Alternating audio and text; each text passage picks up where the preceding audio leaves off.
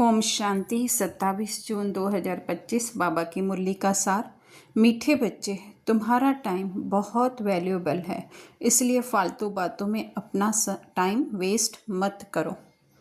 तो मन का जो इस दुनिया के हिसाब से जो समय मिला हुआ है, जिसको कहें ड्रामा में, क्योंकि आत्मा तो समय से परे है, लेकिन ये ड्रामा के अंदर जो है एक इतना छोटा सा सीन कहें या कहें कि एक पीरियड रखा हुआ है जब मन को जो है वो आत्मा में वापस लौटने का ज्ञान मिल रहा है।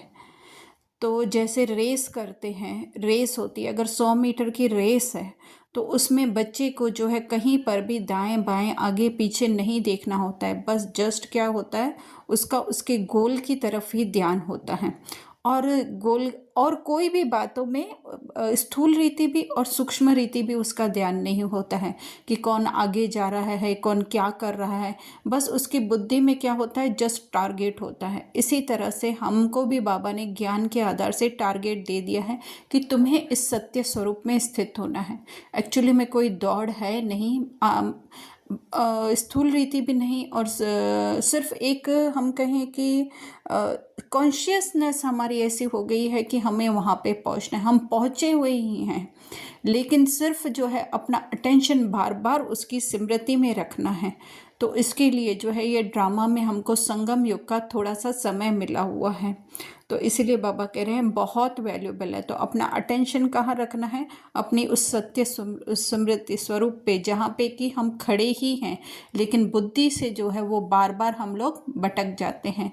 तो इसके लिए बाबा कह रहे हैं टाइम वेस्ट फालतू बातों में है ना, कि रोल की या फिर ड्रामा की कोई भी बातों में अपना समय वेस्ट नहीं करना है। प्रश्न, मनुष्य से देवता बनने के लिए बाप की कौन सी श्रीमत मिली हुई है?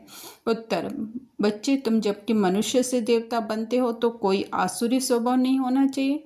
दूसरा, कोई पर क्रोध नहीं करना है। तीसरा, किसी को भी दुख नहीं देना है। चौथा, कोई भी फालतू बातें कान से नहीं सुननी है। बाप की श्रीमत है hear no evil, see no evil etcetera. तो कि आसुरी स्वभाव अर्थात कि कहीं पे भी अगर रोल का स्वभाव है ना, रोल का स्वभाव है कि वो किसी से ईर्ष्या कर रहा है, घृणा कर रहा है, तो बाबा कह रहे हैं उससे जो है वो अपनी पहचान नहीं बनानी है, उसे ये नहीं कहना है कि वो हम हैं। तो वो है आसुरी स्वभाव नहीं होना।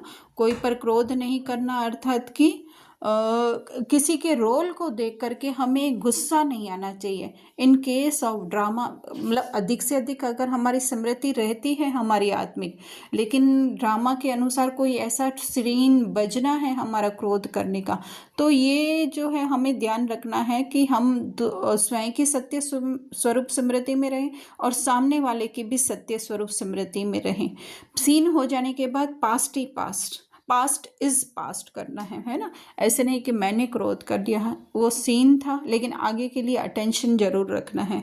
फिर बाबा कह रहे हैं किसी को दुख नहीं देना है, अर्थात उसको किसी भी को भी या स्वयं को भी जो है वो अपने रोल के हिसाब से जो है हमें जज नहीं करना है। फालतू बातें अर्थात इस ड्रामा में, ये ड्रामा का इतना बड़ा विस्तार है, तो कहीं पर भी उस ड्रामा की बातों में जो है अपना हम कहें अटेंशन नहीं देना है, ध्यान नहीं देना है, या उसको जो है वो सच नहीं मानना है।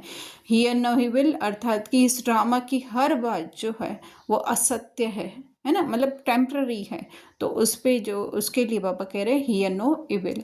धारणा में बाबा कह रहे हैं कि ज्ञान की बातों अर्थात आत्मिक स्मृति की बातों के अलावा जो है और कोई भी बात जो है वो मुख से नहीं निकालनी है, चाहे यह स्थूल मुख, चाहे हमारा हम कहें मन का भी मुख है जो सारा दिन बोलता रहता है, तो उस मन में भी जो है सदैव ज्ञान की ही बातें होनी चाहिए।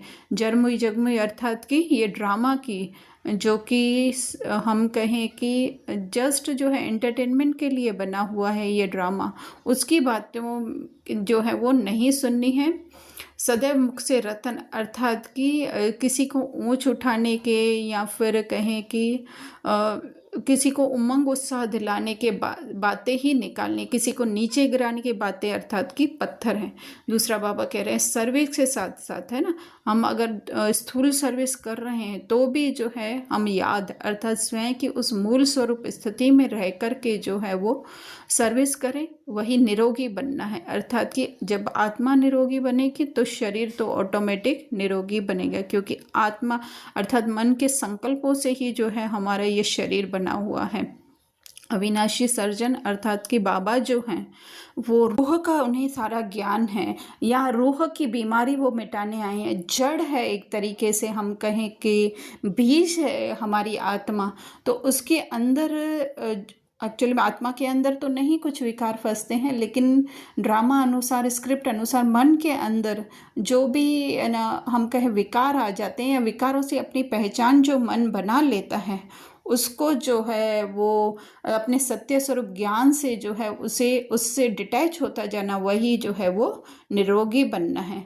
तो बाबा कह रहे हैं इसी नशे में अर्थात उस आत्म ज्ञान के नशे में ही हमें रहना है, जिससे कि हम खुश रह सकते हैं। खुशी तो हमारे अंदर है ही, लेकिन ऊपर जो है वो मन की लेयर्स चढ़ गई हैं, तो जिसकी वजह से हम स्वयं को दुखी, कमज़ोर ये सब समझते हैं।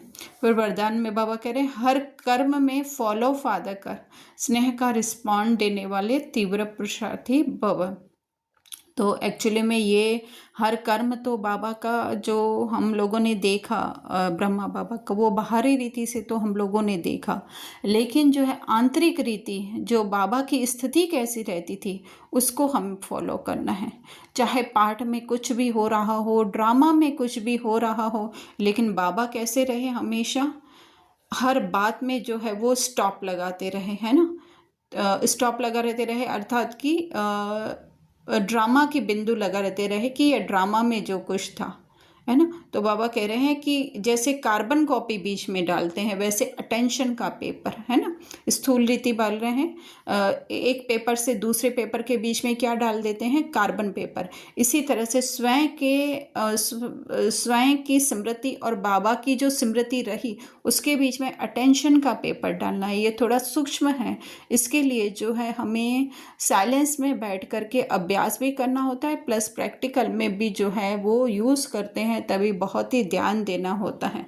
तो फिर ऐसे करने से हम तीव्र पुरुषार्थी बन जाएंगे, अर्थात कि अधिक से अधिक अपनी आत्मा की स्थिति में स्थित हो जाएंगे, जिसमें कि वो सारी शक्तियां हैं